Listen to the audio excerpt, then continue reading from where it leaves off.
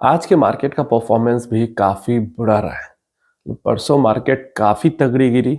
कल एक छोटा-सा हिकअप आया small caps, mid caps, micro caps के अंदर में और आज वापस से गिरावट जारी रही है। परसों ज़रूरत से ज़्यादा गिर गई थी इसलिए कल थोड़ी रिकवरी हो गई थी।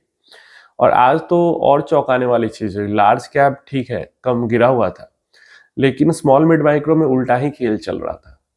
माइक्रो कैप सबसे कम गिरी है, उससे ज़्यादा स्मॉल कैप गिरा है और सबसे ज़्यादा आज जो गिरा है वो मिड कैप गिरा है।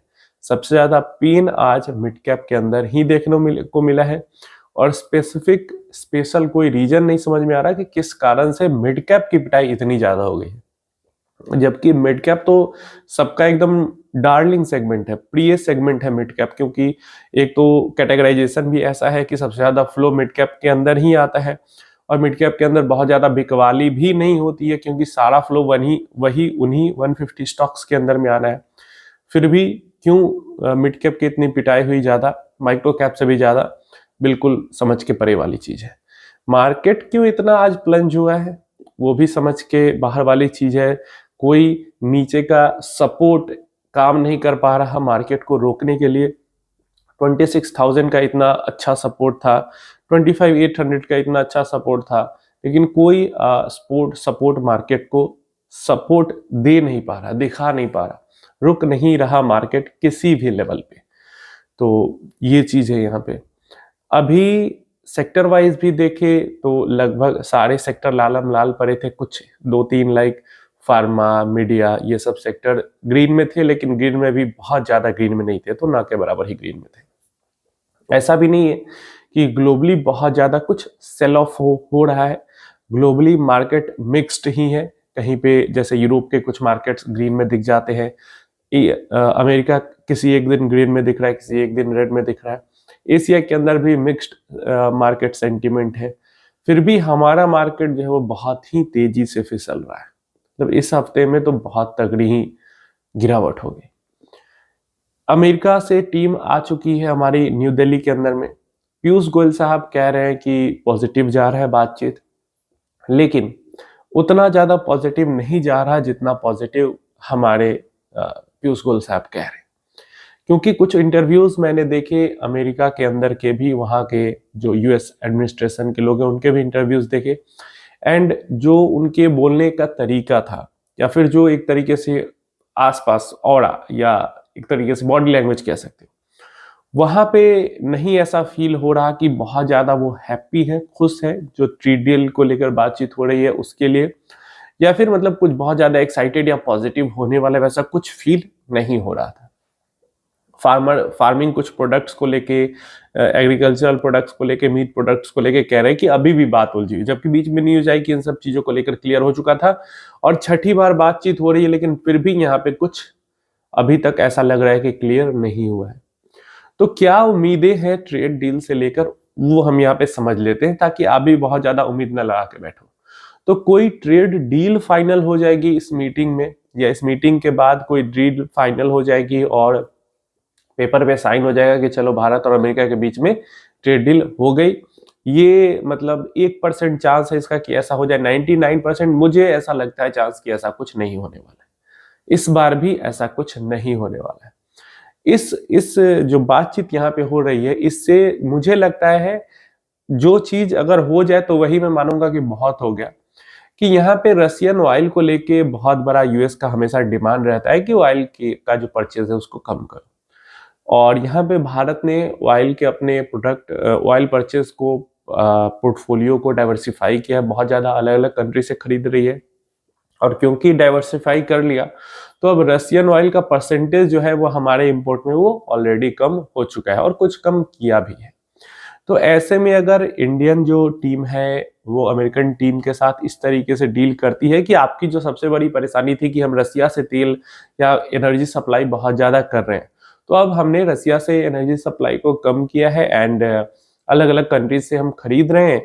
तो जो एक पेनल्टी टैरिफ लगा हुआ है हमारे ऊपर 25% का, जो कि रसिया से एनर्जी सप्लाई के कारण ही लगा हुआ है, वो आप हटा दीजिए, कम कर दीजिए।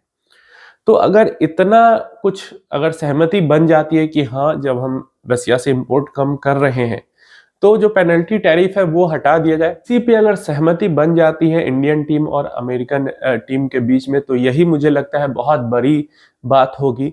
जो एग्रीकल्चर या डेयरी या मीट प्रोडक्ट्स को लेके जो पॉइंट्स फंसे हुए हैं वो अभी क्लियर अगर नहीं भी होते हैं, क्योंकि वो पॉइंट्स को लेकर तो 25% का टैरिफ है। एक्स्ट्रा जो 25% लगा है, अगर डील नहीं होती है, ट्रेड डील नहीं होती है, तो 25% टैरिफ रहेगा। लेकिन उसके ऊपर का जो 25% है वो तो सिर्फ रसिया से इंपोर्ट ज्यादा, बिजनेस ज्यादा करने के कारण है। तो अगर किसी तरीके से ये मना लिया जाए कि हाँ हम काम कर रहे हैं इस दिशा में और कम कर रहे हैं, आपकी बात सुन रहे हैं, मतलब ऐसा ही समझा दिया जाए कि आपकी बात सुन रहे हैं, हम रसियन इंपोर्ट कम कर रहे हैं, तो 25% का तो सीधा सीधा टैरिफ हट जाएगा। अलग अलग ब्रोकरेज हाउस कोई 15%, कोई 20%, कोई 10% टैरिफ की बात कर रहा है, लेकिन मैं तो वो भी एक्सपेक्ट नहीं कर रहा हूँ। मैं कह रहा हूँ कि बस ऊपर का पेनल्टी टैरिफ भी अगर हट जाता है तो हमारा टैरिफ जो अभी लग रहा है वो आधा हो जाएगा।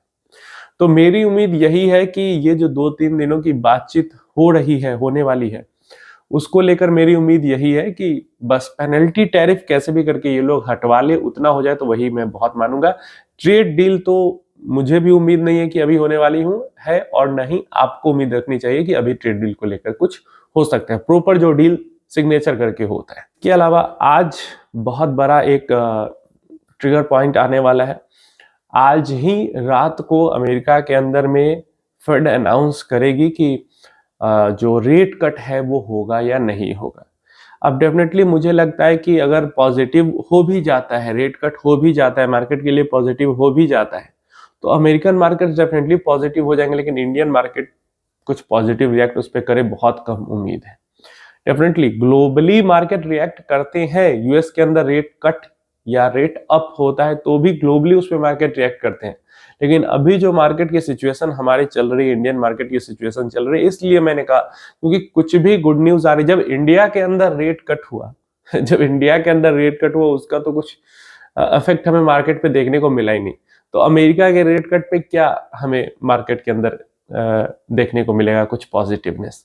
तो इसलिए मैंने कहा, नहीं तो ग्लोबली मार्केट रिएक्ट करते हैं, और डेफिनेटली अगर अमेरिका के अंदर रेट कट होता है तो इक्विटी मार्केट को उससे बेनिफिट मिलेगा। ना ही सिर्फ यूएस की इक्विटी मार्केट को, हमारे इक्विटी मार्केट को भी बेनिफिट मिलेगा, दूसरे इक्विटी मार्केट को भी ग्लोबली मिलेगा बेनिफिट। लेकिन वही है कि हमारा मार्केट सारे गुड न्यूज को डाइजेस्ट करता जा रहा है। कुछ लोगों को कमेंट बॉक्स में ये भी चिंता है कि अगर मार्केट्स में आगे रिटर्न बने ही नहीं, तो अगले मान लो 20 साल तक रिटर्न बने ही नहीं, 15 साल तक रिटर्न बने ही नहीं, जापान जैसा कुछ हाल हो गया तो देखिए, पहले तो जापान जो 1990 के दौर में था और भारत जो 2025 के दौर में है, दोनों में काफी ज्यादा अंतर है। और डेफिनेटली ये रिस्क हमेशा होता है कि नहीं बनेंगे रिटर्न, क्या हो जाएगा, नहीं बनेंगे, ये रिस्क हमेशा होता है। लेकिन यही तो आपको समझना होता है, और जीडीपी ग्रोथ का नंबर है, इन्फ्लेशन का नंबर है, ये सब नंबर ही तो आपको देखना इसीलिए तो होता है कि मार्केट में ग्रोथ हो रही है या नहीं हो रही। तो बिल्कुल अभी भारत उस स्टेज पे नहीं है। भारत के में और 1990 के जापान के अंदर काफी सारी जो सिमिलरिटी है वो नहीं है। अगर सिमिलर सिचुएशन होती तो आप कह सकते थे कि हाँ लंबे समय तक हो सकता है ना बने रिटर्न। तो पहली चीज तो ये है। और दूसरा कि एसेट एलोकेशन आपका इसीलिए तो होता है कि ऐसी किसी तरीके की जो अनएक्सपेक्टेड सिचुएशन है उससे डील कर सके, इसीलिए तो आप एसेट एलोकेशन को फॉलो करते हो, अलग अलग एसेट क्लास के अंदर में इन्वेस्टमेंट करते हो।